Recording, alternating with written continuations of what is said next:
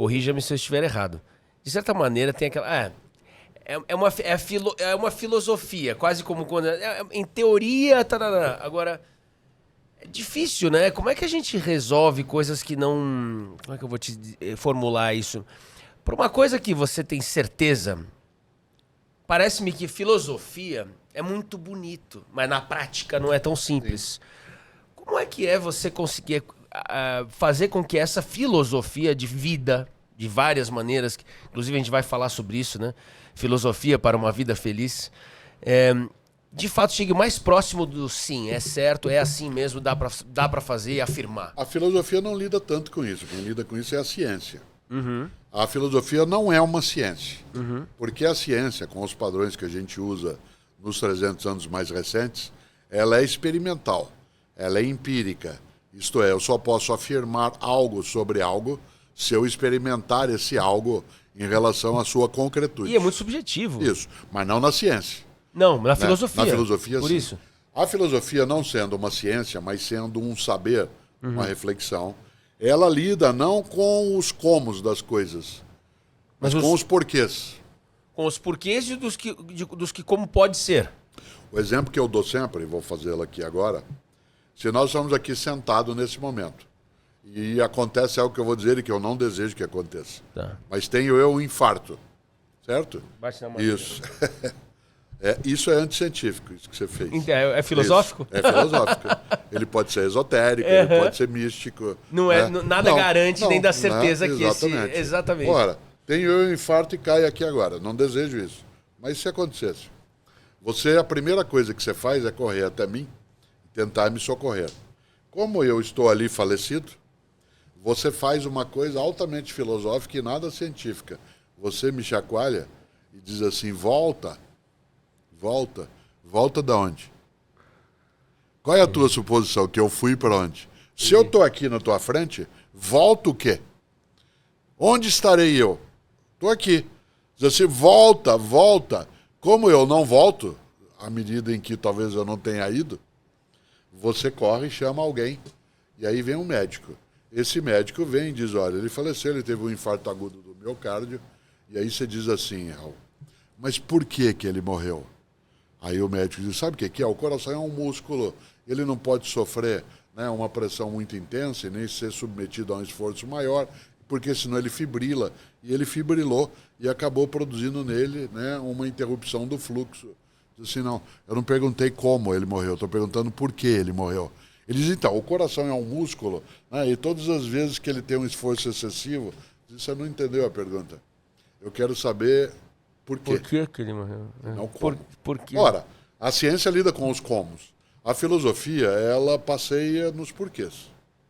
Isto é, qual é o sentido da existência? Será que a maldade, ela é algo que não se retira? Nós, mulheres e homens, em qualquer lugar, nós temos uma razão para aqui estarmos. Por que bons seres humanos morrem tão cedo? Exatamente, ou não. Tem gente, Oscar Niemeyer viveu até 104 anos. Jesus de Nazaré foi executado com 30. Certo? Então, alguns dizem que foi 33. Depende muito da datação. Mas é justamente, é perfeito. Por quê? Esse porquê que você falou, né? Por que é destino? Isso.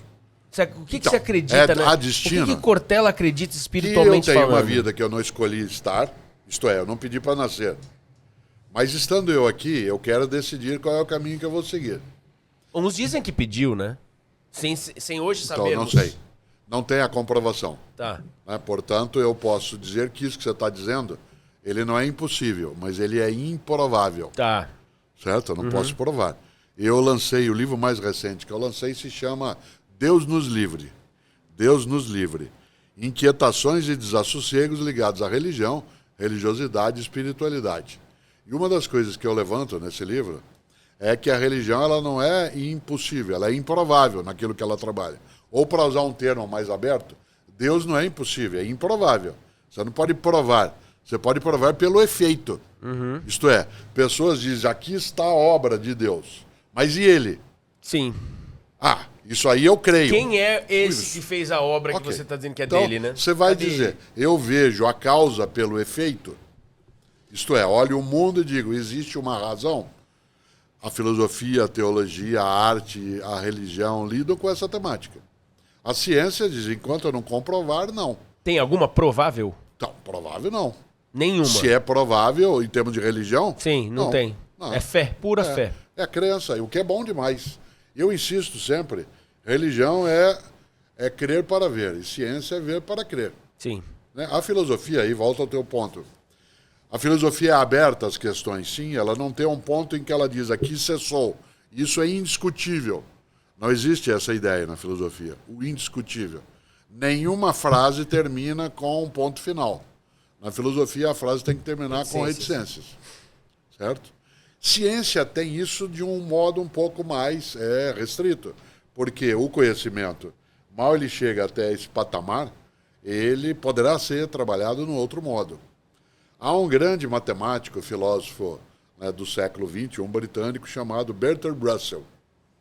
Bertrand Russell dizia o seguinte, a filosofia é a ciência dos resíduos. Mal um conhecimento se torna preciso, experimentável, provável, perde o nome de filosofia e ganha um outro nome. O que sobra é filosofia. Então, na filosofia nasceu a física, a matemática, a biologia, né? Tudo isso era filosofia na origem no mundo ocidental. À medida que aquilo vai ganhando uma identidade própria, que você consegue fazer com que ela ganhe mais concretude, ela vai deixando de ter o nome de filosofia e ganha um nome específico, como eu acabei de mencionar. O que sobra é filosofia. Então o Russell dizia que a filosofia é a ciência dos resíduos. Isto é, o que não tem ainda precisão, continua como filosofia.